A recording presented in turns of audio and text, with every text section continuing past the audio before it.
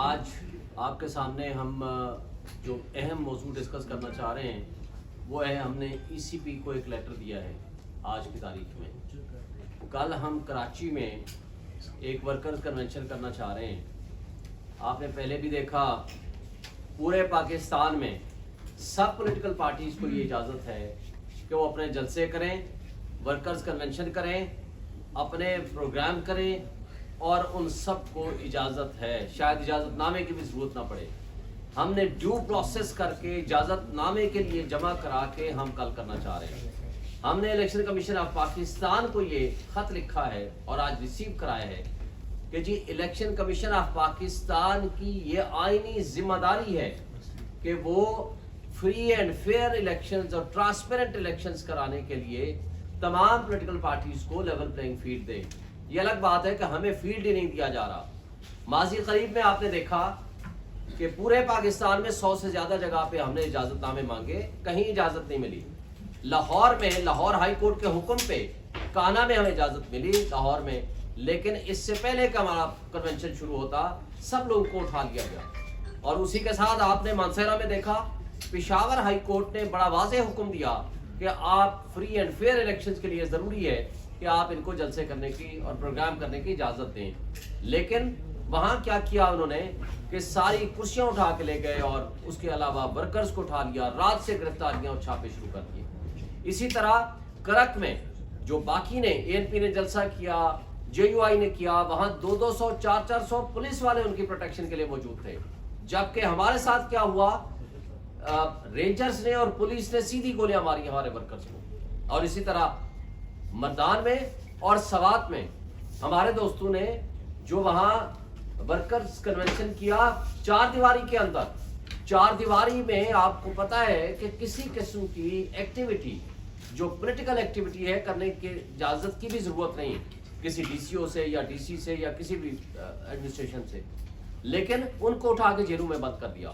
اور ساتھ سوات میں بھی اور اسی طرح مردان میں بھی. اور آپ نے خود دیکھا کہ یہاں آپ کے پریس کلب کے باہر جو فلسطین کے حق میں مظاہرہ کرنے والے PTI کے لوگ آئے تھے ان کو اٹھا کر کے جیلوں میں بند کر دیا. یہ طرز عمل نہ آئینی ہے نہ یہ قانونی ہے.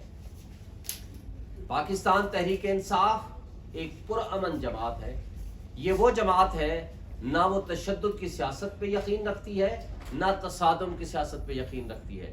اس نے ہمیشہ پاکستان کی تاریخ میں آپ کو واضح کر دوں, آپ پچھلے 1.5 سال 2 سال میں اٹھا لو, سب سے زیادہ کنونشنز کیے ہیں وہ رول آف لا پہ کیے ہیں. ہمارے لائرز ونگ نے یا بار ایسوسیشنز نے یا PTI نے سب سے زیادہ جو کنونشنز کیے ہیں وہ ایک موضوع پہ کیے ہیں, وہ ہے آئین کی حکمرانی اور قانون کی بالادستی. چونکہ یہ وہ چیز ہے کہ جس ملک میں رول آف لا نہیں ہوگا وہاں افراتفری ہوگی, وہاں انتشار ہوگا, وہاں بددلی ہوگی, وہاں اداروں کے اوپر لوگوں کا اعتماد نہیں ہوگا, بڑے چھوٹے کی تمیز اور تفریق ختم ہو جائے گی. قانون اور انصاف کا برابری کا سلوک کی بجائے قانون اور انصاف کا مذاق اڑایا جانے لگے گا.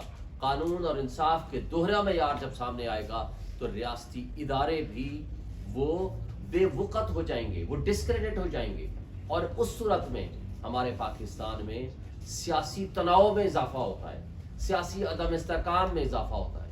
آپ نے ماضی قریب میں دیکھا پچھلے 1 سال سے یعنی مارچ سے لے کر آج تک, یہ پچھلے جب تک خان صاحب جیل نہیں گئے, جتنے جلسے کیے پاکستان کی تاریخ سے سب سے بڑے جلسے تھے. اور اس کے ساتھ صرف پاکستان میں نہیں ہوتا تھا, ایک شہر میں نہیں ہوتا تھا, ایک شہر میں جلسہ ہوتا تھا, پورے پاکستان میں وہ جلسے کی خبریں دکھائی جاتی تھی. یہ بھی پاکستان کی تاریخ میں پہلی مرتبہ PTI نے یہ شروع کیا, کیونکہ یوتھ کو انگیج کیا, پبلک اور عوام کو انگیج کیا. لیکن مسئلہ یہ تھا کہ اس کے ساتھ ایفیکٹ کیا ہوا, ایفیکٹ یہ ہوا کہ پاکستان کی تاریخ میں کسی موقع پہ کسی جگہ بھی ایک گملہ نہیں ٹوٹا. آپ ہمیں کہتے ہو آپ پرتشدد والی بات کرتے ہیں. مجھے بتائیں پاکستان کی تاریخ میں یہ پہلی دفعہ ہوا ہے کہ ایک جماعت جو PTI ہے اس کے اوپر تشدد ہوا پچھلے 1.5 سال میں. 25 مئی کو میں خود گواہ ہوں, میں صدر تھا اسلام آباد ہائی کورٹ بار کا, جب ہم یہاں آئے تو سارے کے راستے بلاک تھے. میں نے پٹیشن فائل کی تھی, آپ سارے صحافی برادری دوست ہمارے جانتے ہو.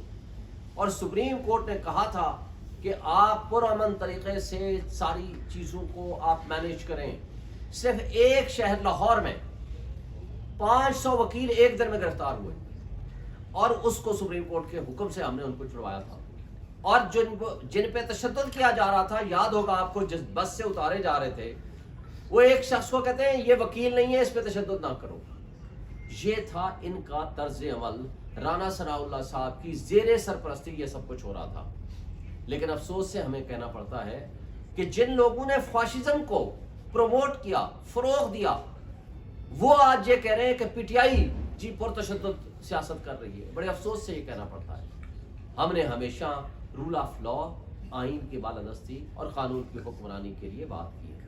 تشدد ہمارے اوپر ہوا اور آج تک تشدد کا سلسلہ جاری و ساری ہے. آج مجھے بتائیں کہ 2-3 دن پہلے علی نواز اعوان کو اور عامر کو اٹھایا گیا, وہ کہاں ہیں؟ آئین آپ کا کہتا ہے, آئین کا آرٹیکل 10 کہتا ہے کہ اگر کسی کو گرفتار کرو گے تو 24 گھنٹے کے اندر اندر within 24 hours نیئرسٹ جو میجسٹریٹ ہے اس کے سامنے آپ اس کو پیش کرو.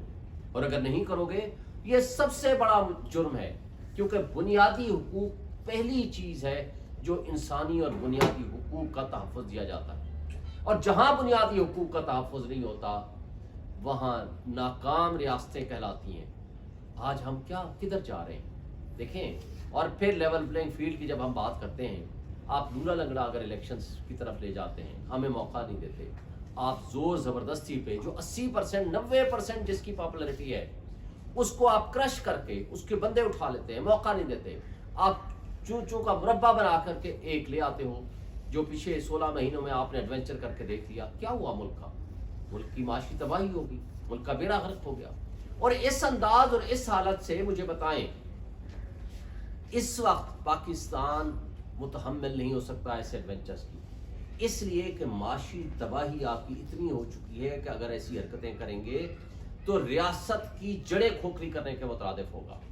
وجہ کیا ہے کہ اس لیے کہ آپ کو ایکسپورٹ بڑھانی ہے, آپ کو اوورسیز کا ٹرسٹ حاصل کرنا ہے, ان سے پیسے لے کر آنے ہیں, آپ نے رول آف لا قائم کرنا ہے تاکہ لوگ آپ کے اوپر اعتماد کر کے انویسٹمنٹ لے کر آئیں. اس لیے کہ انٹرنیشنل انویسٹر آپ کے پاس آئے.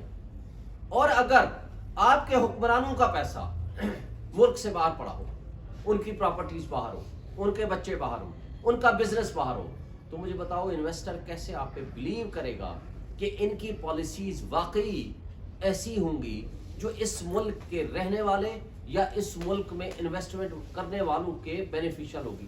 تو جب آپ کے اوپر مسٹرسٹ ہو جائے گا تو پھر لوگ نہیں آئیں گے, پھر انویسٹمنٹ نہیں آئے گی.